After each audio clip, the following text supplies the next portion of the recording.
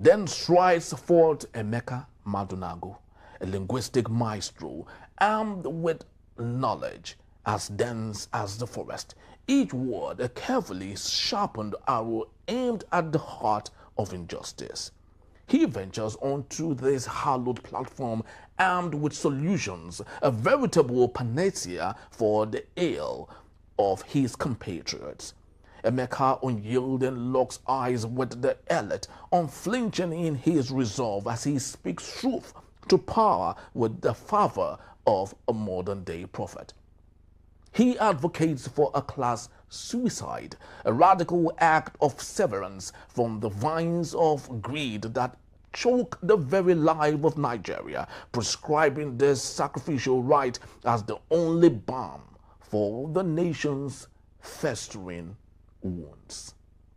Now, we bear witness to Innocent Aduluba, a custodian of integrity, where honesty flows like a river untainted. His edges of sacred truth is fortified by the solid foundation of reason, delivering a symphony of clarity that dances gracefully along the socio-cultural spectrum. Innocent, an oracle of the common people, channels their pulse, imbibing the essence of their struggles and transforming them.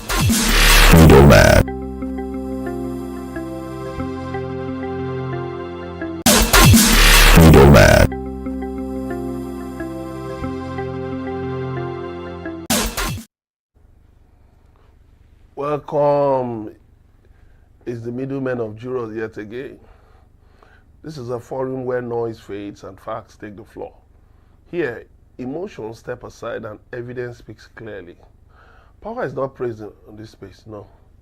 It is questioned, examined, and measured against its own record. We do not chase headlines, we follow decisions and connect actions to their consequences. Today, another issue is placed on the table.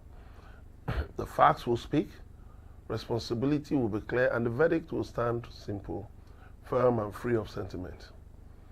Policing for the people, Juror Evans Ufele calls for a decisive break from politically influenced policing. He says the new IGP, Mr. Tunji Disu, must be empowered to act without interference, confront crime directly, and hold officers accountable. For him, real policing means protecting citizens impartially and rebuilding confidence in the rule of law. Juror Henry Igwebike, in his case, the Uwa Ka economy, reflects on a viral moment involving a dispatch rider whose spontaneous gesture captured public frustration. He argues that the reaction was less about disrespect and more about the emotional weight of rising hardship, signaling a widening gap between leadership and the lived reality of ordinary Nigerians. While I, Juror Emeka Madunagu, in my case, wanted law on assisted living, deliver a stark moral challenge. I argue that while wealthy nations debate the right to die after securing dignity in life, Africans are still denied the conditions to live with dignity at all. My verdict is clear. Before assisted dying becomes a global ethic, the world must confront its role in Africa's poverty and the urgent need for assisted living. All these and more we will dissect after this short break. Stay with us. We'll be right back.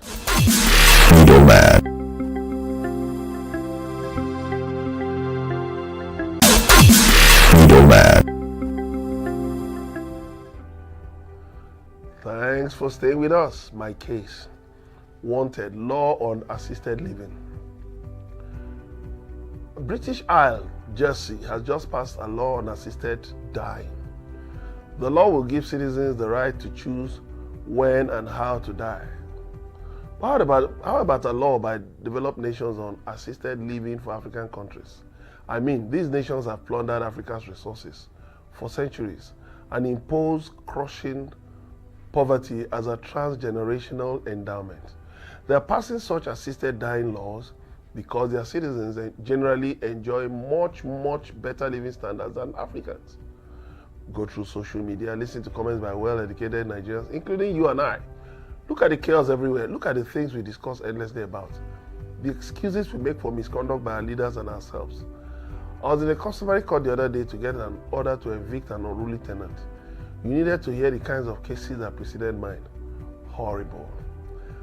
Corruption was actually imposed on African countries by their colonial oppressors who have sustained that legacy till date. Though they won't allow corruption in their own countries, they brazenly promote it in business with Africans. Now, just see how our societies have unraveled. So much disorder everywhere. Filth, crime, antisocial behaviors, tribal, outrageous bigotry, and what have you. That's why supposedly normal people will rejoice at the attempted assassination of an opposition politician in Nigeria. My verdict. Having enjoyed assisted living through various welfare policies, people in developed nations are opting for assisted dying. I mean, look at humanity. Well, Africa needs assisted living. Too many things happening here can be avoided if leading nations stop enabling disorder on the continent. Wow.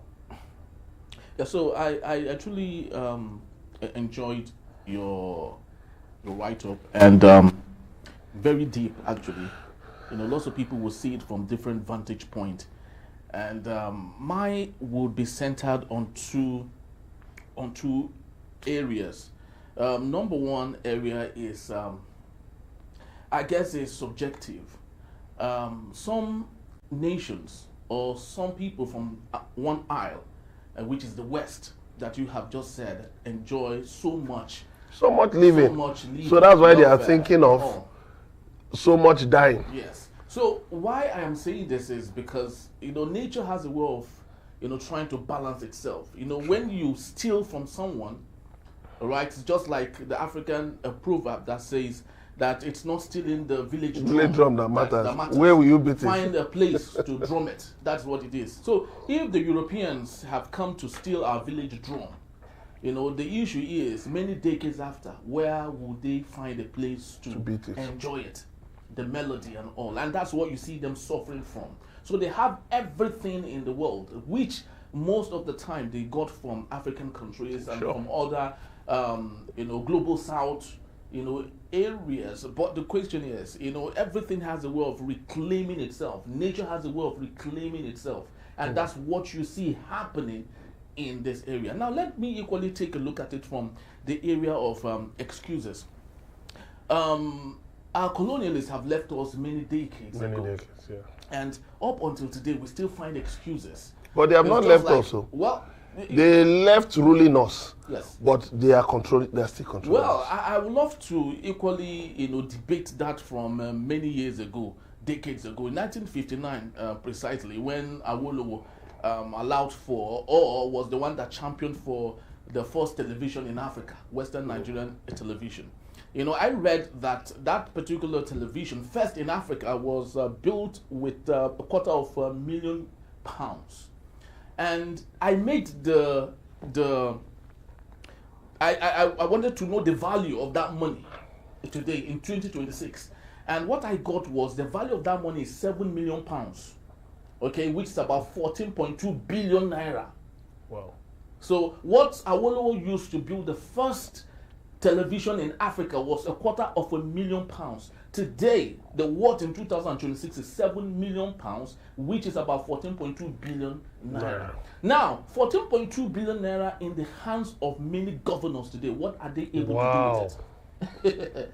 What are they able to do with it? So when they siphon some of this money, plenty of 14.2 billion naira, they give excuses to why our colonialists should be blamed for not doing what they needed to do, while they have left us many years ago. Or Awolowo would have siphoned that money and say our colonialists are the reason why it's not possible for me to build or to create, you know, the first television in Africa. But he didn't see that as an excuse. He had to do what he was supposed to do. I think this case is very poignant. It speaks to the issue of living in Africa and dying as well. It just looks like the poem by William Wordsworth. The world is too much with us. He said the world is too much with us, getting and spending with our power. Little is in nature that's ours. In countries where they have self-sufficiency and every good thing of life, the West that have made that possible for its citizens, they have lived so well that they now need a law to assist them to that they are ready to exist. Before now, they have a law that is tied to medical situation for Yes, euthanasia, euthanasia, which yes. is, you can sign up to at the point of critical ailment to exit or to have the medical team assist the person to exit. This particular law isn't about ailment or whatever. It's about, just, if you desire to exit at any point, so you can be assisted to so do. That is critical because also we also have there's the Korean technology that I have now also. If you want to preserve your existence, it's in the West, sorry. I think it's already in Canada and America and some other countries. If you want to preserve yourself, you can sign up for that project and they will freeze the person for another 30 years. So after 30 years, you can come back and still remain as you were before you sign up for it. So that you can also preserve your life and come back when your mates are all gone. Maybe you want to see what you look like 60 years from now. You can have yourself frozen. Every part, the brain, the structure, everything will be preserved for the next 60 years. So when you arrive after 60 years, you can recall your memory and then see how it works. People are signing up for that. You can sign up for that if it's so subscription. But my concern is Africa. Because in Africa, I think the law we need is the one that will assist us to live. Because it appears living is very, very critical in Africa, especially when the kind of life foisted on citizens and the kind of life they don't want, because it's the kind of life that is full of wants and needs, insufficiency, sometimes the mix of conflict. Okay, so this staggered balance is what must be corrected through the political process, through a leadership process.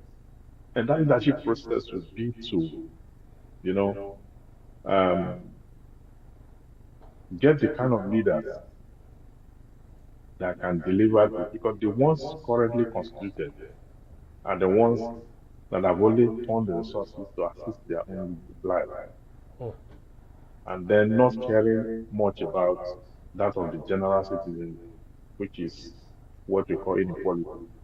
The lack of an egalitarian society supports the kind of leadership you have, which is self-centered, selfish, um, only for, like our case, for example, the people controlling the entire resources in our own situation, they're not up to 0.1% of our population.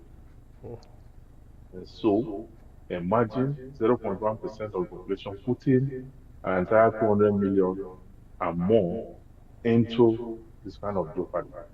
Okay, like someone talked about the city voice movement. Have you seen the buses? Those buses are brand new. 220 Okay, million.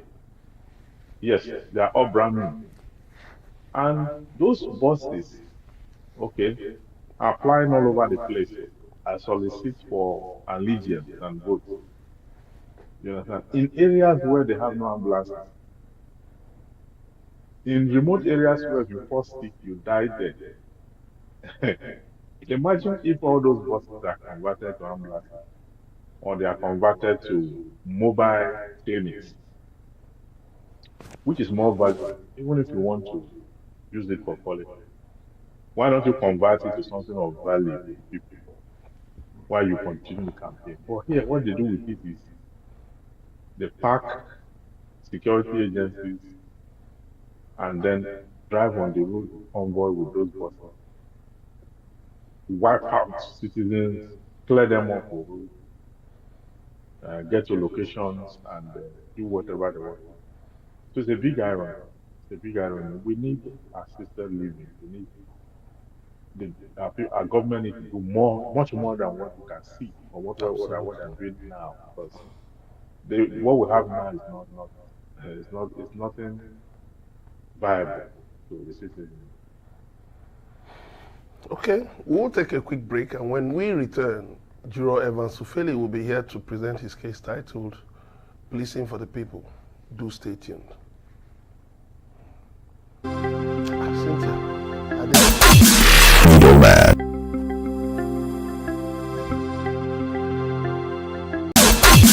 Middleman.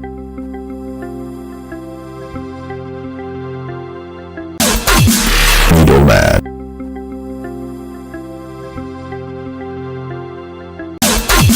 Middleman. Intertwined with whispers of despair, there stands Jumoke Alawode James, a radiant figure sculpted by the universe, with a beauty akin to a stallion galloping through fields of reckoning. Clad in the armor of eloquence, her voice pierces the thick veil of complacency. Middleman.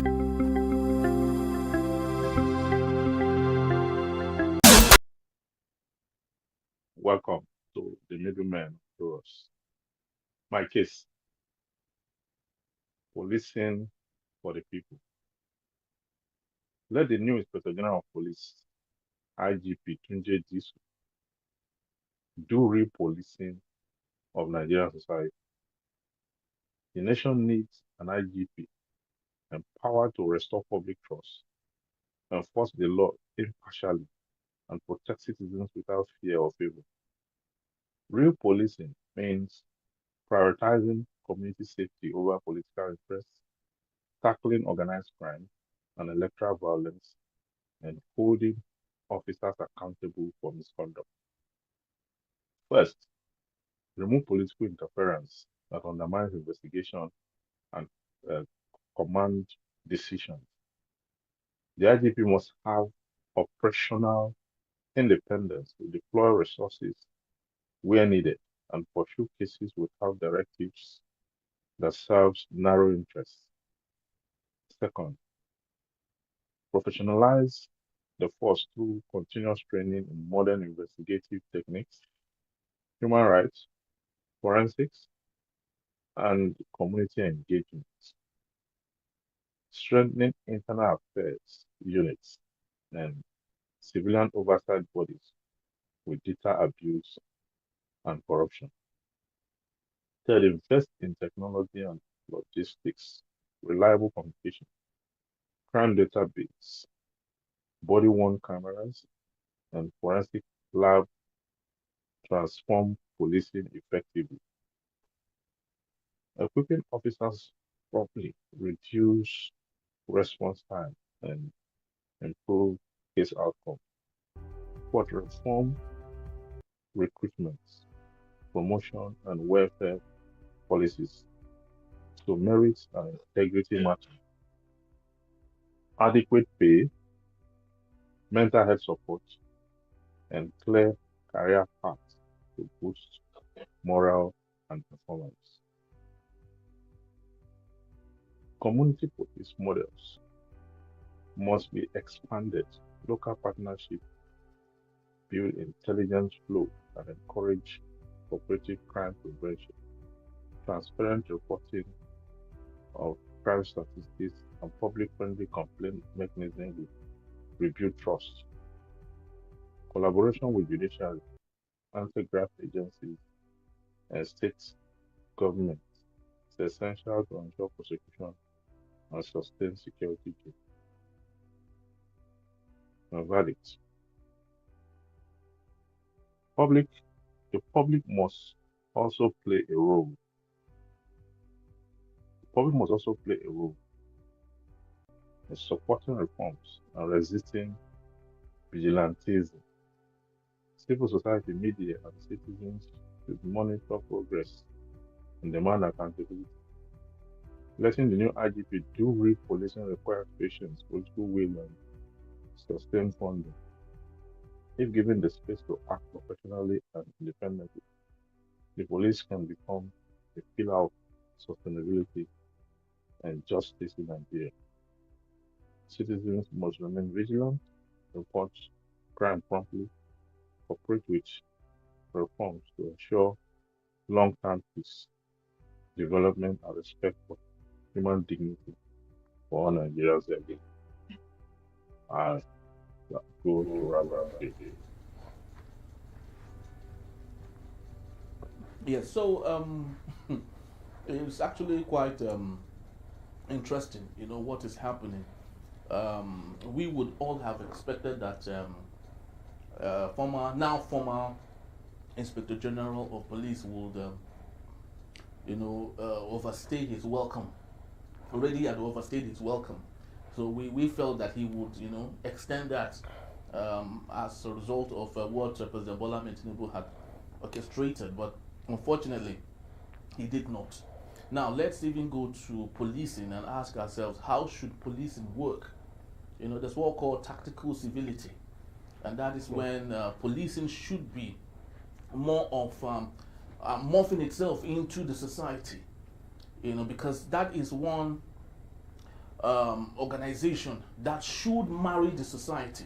While the military exfoliates itself from the society, police marry the society, and that's what it should be. But we have seen a situation where the police force in Nigeria, rather than marry the society, they further exfoliate themselves from the society and become virus to the society. A very classical example is the very gory situation between Dave Umahi and the woman that lady said he was owing her 300 million. No, it was actually, the real sum was 25 million 12 years ago. So what the woman did was put in the interest and everything, and of course it resulted to 300 million. I did not know how she came out with that round figure, but it was 25 million naira initially. But the way she was treated, she actually disclosed how that in the police station, Frank Mba, was part of those that had made her life miserable. You just imagine. Somebody who could have become IG. So she stated it there. He was more like a tool to Dave Umahi and many other police officers. She mentioned just 2 police officers in the course of this, her trouble, her turbulence, that were very helpful to her. She mentioned the 2 names, a man and a woman, and said others were just wicked people. They weren't interested in anything that concerned her because, of course, of the kind of police force that we have. So I think it's time, like Disu has said, that one of the things he would do is to ensure that our beggarly looking police officers do not look that way anymore. In fact, that black uniform, the day, I don't know, was it Etimiyang? You want them to change it? They should change it. To white? No, maybe something. After all, the officers have this sky blue. Okay, but maybe sky blue. The reason why they should maintain that black, there's a very big reason. Because black, our terrain and the nature, can they even maintain any other color apart from black? They should be able to maintain it. Don't they? What exactly? Do they sleep in gutters? You see, those are the things we need to change. Like this case has said, we need a police that is professionally driven. You cannot go to the office, put on a tie that is, a suit, that is crumpled and, a shirt that is disheveled. You can't go to the office like that. So when a policeman or policewoman is reporting to the station, you are a professional. You are reporting to your post of duty. So you should be professionally kitted, not looking like a gangster or a vandal. Policemen should also, I went to a police station, recently. Honestly, I felt very sad because the heat in the police station. Well, I now ask myself, is this how these people work? They just left the cell, they left the door open. The inmates were just there, just sitting. Everywhere was dark, no lights. So I had to enter, to see the admin officer, to report, a small matter, before they now advise me on what to do. That's not something involving police, So, but I just quickly studied the environment and said, what? Is this how these people work every day?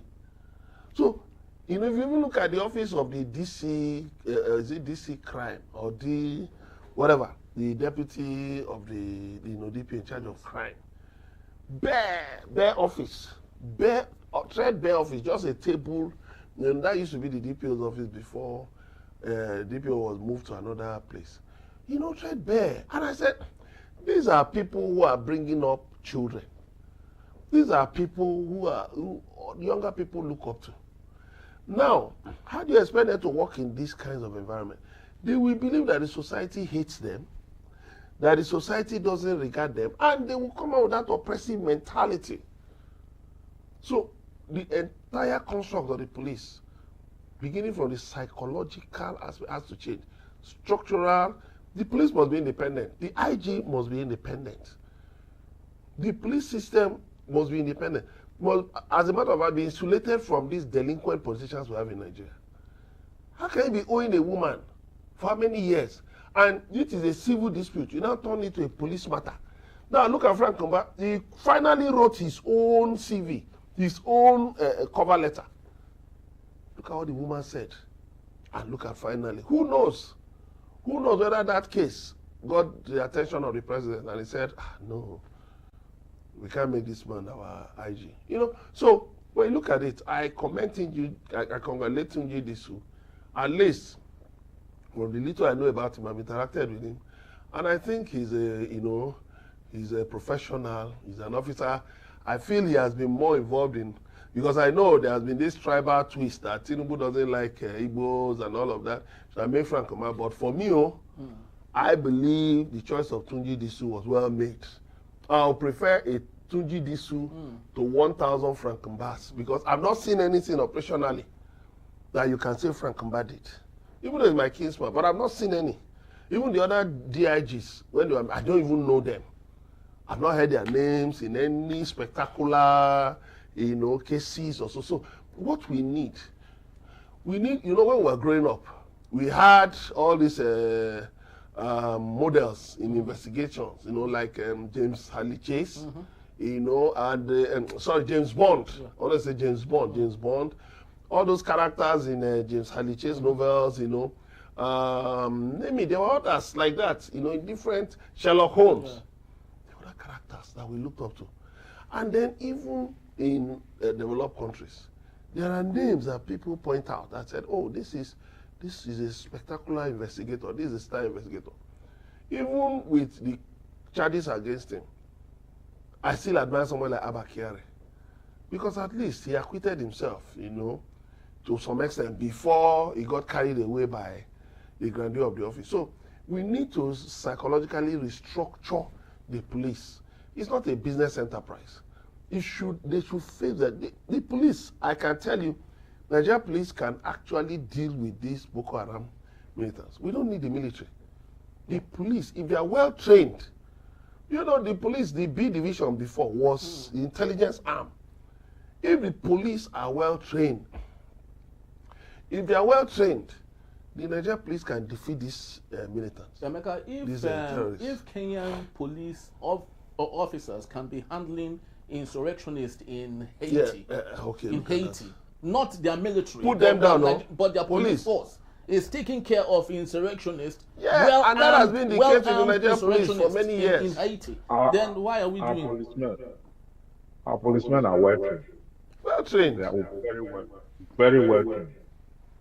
But the problem they have is the lack of motivation. Yes. On the side of the government, not motivating them enough. And then secondly, they too, at an intersection, do not like to be accountable. And one is triggering the other. That lack of incentive is what is triggering their act of not wanting to be accountable. And if these two things can be addressed, I was told that the new IG is a creative. I was told he's an academic. I was told he writes and he, being a creative, being a creative, will give you the benefit of the doubt to see the reform that you can bring to bear.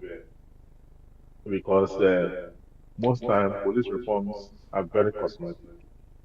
While reform is ongoing for a particular new lease of life, when you go out there in the field, you find the officers doing exactly opposite the reforms or whatever you call it. So there's a need for him to give us a blueprint, what he intends to do, how he can rejig the process, and most importantly, look into the welfare of these people so that they can actually concentrate on the job and maybe find a creative means to have them eviscerated from this banality of wealth seeking, money mongering, which most times distort their judgment when they have to handle cases. When a privileged person is having an issue with a not so privileged, they take sides sometimes. Once the complainant has initiated a process,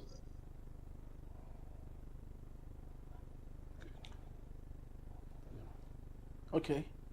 So I sincerely hope that we would get to that point where we will get to that point where our kids during their career days, right, would proudly say, Daddy, I would love you to get me a police uniform.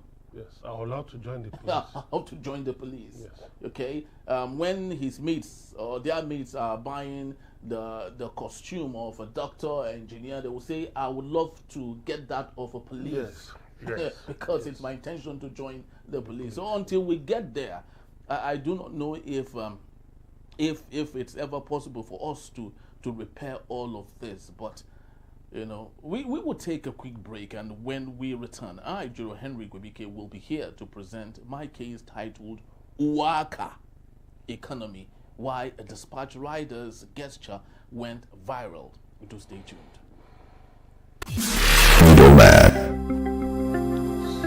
You said it was okay.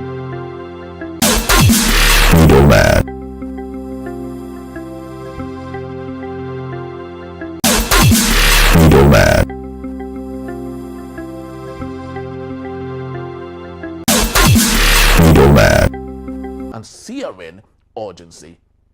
His lamentation for the plight of the people rises like a haunting melody, reverberating through a land where self-inflicted wounds twist the tendrils of allegiance into knots of a servitude, traded for nothing more than a pittance, a morsel of bread amidst the hunger of the soul.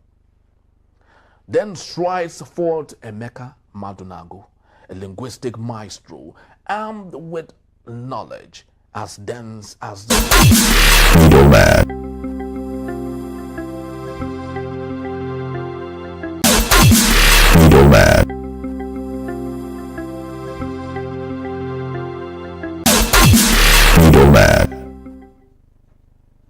Thank you for staying with us. My case, Uwa Ka Economy. Why a dispatch rider's gesture went viral.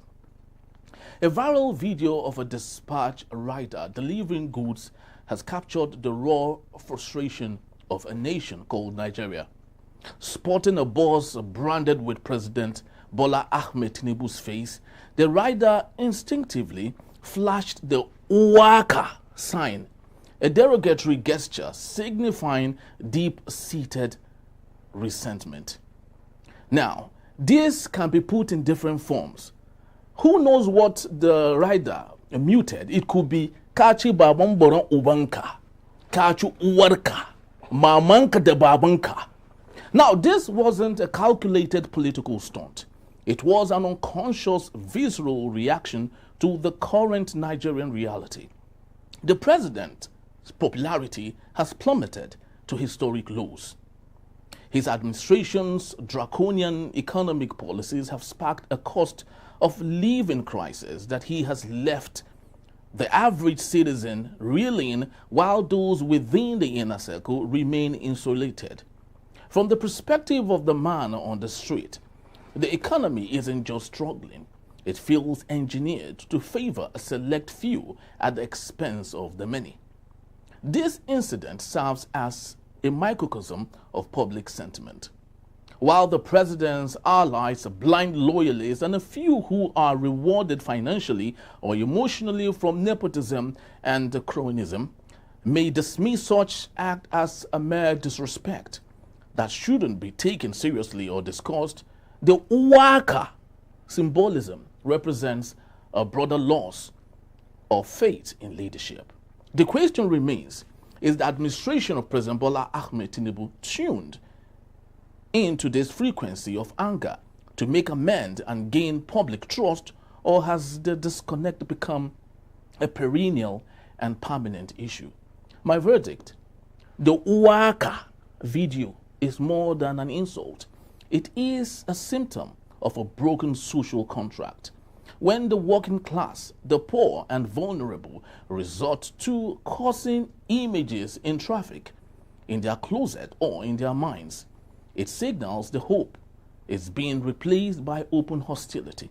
Unless there is a radical shift towards empathetic governance, the shame the public feels will only continue to harden into defiance. Yeah, did you see the video by this not funny comedian, Sheilo? Exactly. You know, the interview where he said that Nigeria is safer Yeah, today that than is 10 years ago. The following day, kidnappers blocked somewhere at Uso in Ondo State. Kidnappers invaded the Celestial Church of Christ parish and kidnapped 6 pregnant women in Ondo State. Not long ago, just about last week or so, kidnappers, invaded the palace of a traditional ruler in Ondo State and kidnapped him. So people have been asking Sheilo. He said he was asking, have you heard of bomb blasts?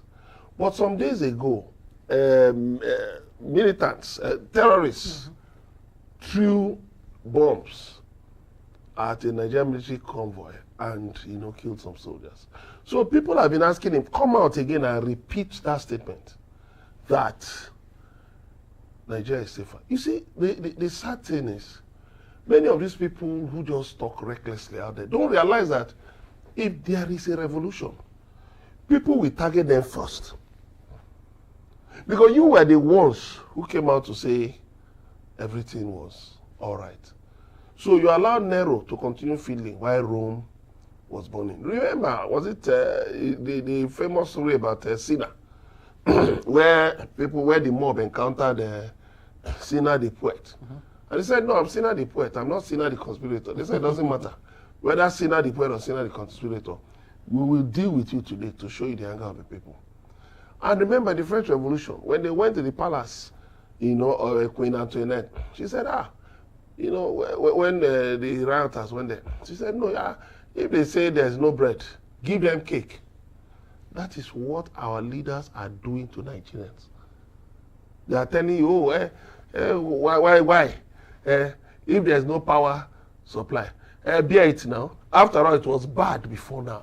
So let me tell you something. You see, the first thing any leader with a sense of direction should do is to remove that poverty mentality. It has damaged the cycle of many Nigerians. Many Nigerians don't reason normally anymore. Many. And it's unfortunate, but that is the sad reality we face today. Yeah, the situation of that young man is not very different from the situation of many of us. Okay, you see, what the young man did there came from a deep place of frustration. He may not even be conscious of what he did. Yeah, it wasn't.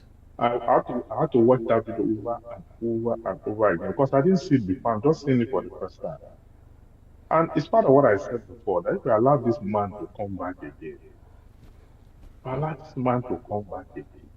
if we see one another, we'll be able to recognize one another.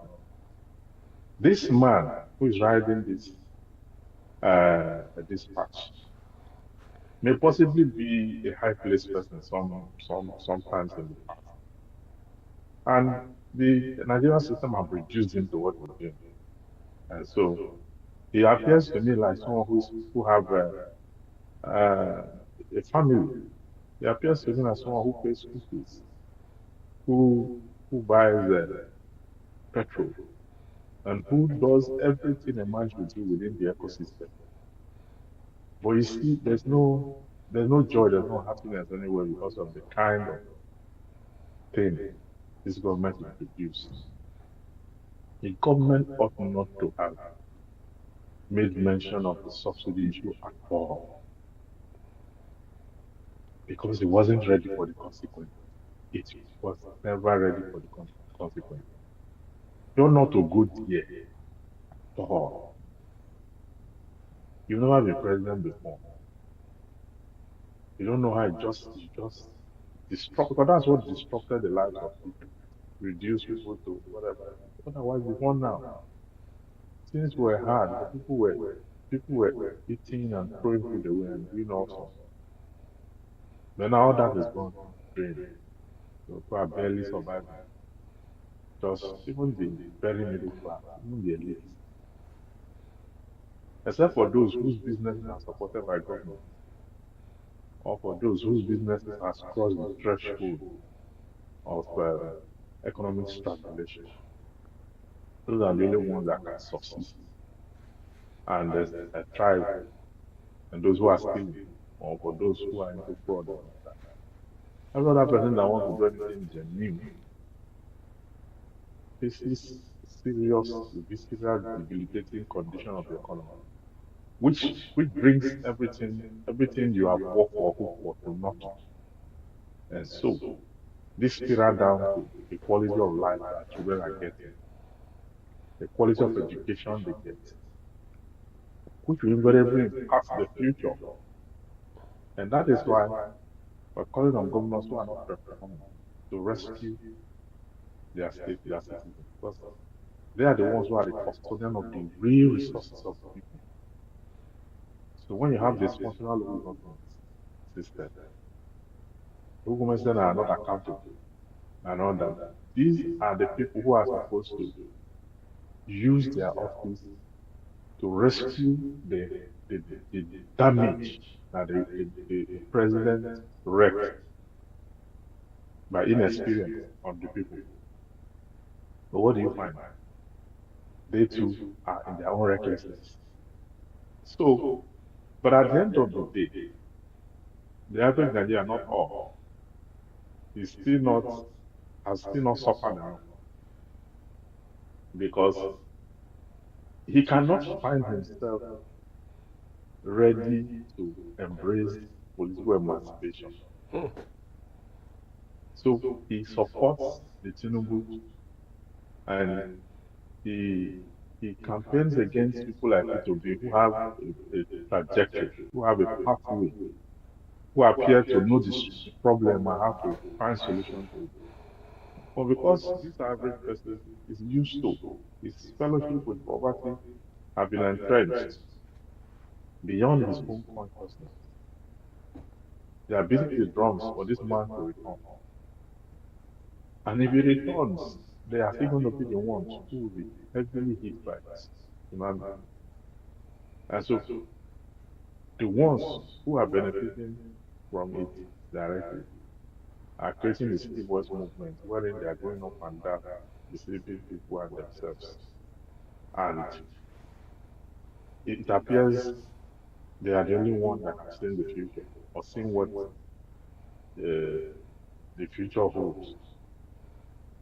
But if we are at this juncture and people are not able to congregate, use their mandate or allegiance to make a change for their own lives, even if not for their own lives, for the lives of their children, then it will mean that the collective as a whole, apart from the leaders, are not also ready for a better life or a change of situation.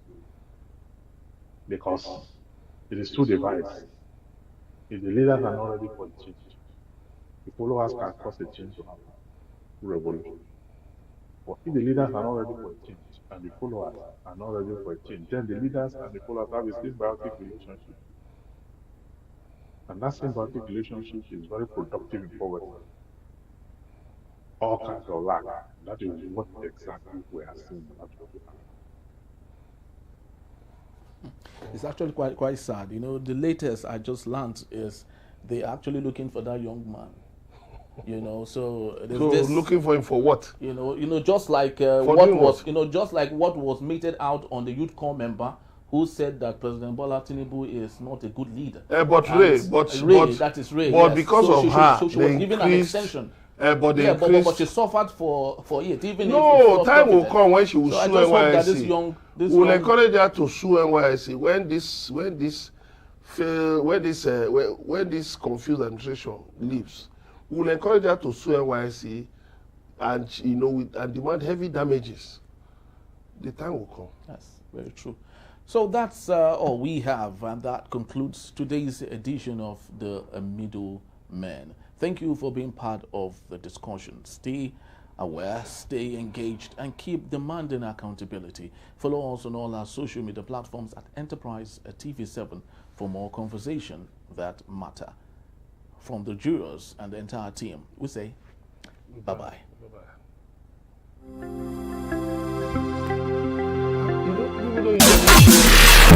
Artists are not saying goodbye.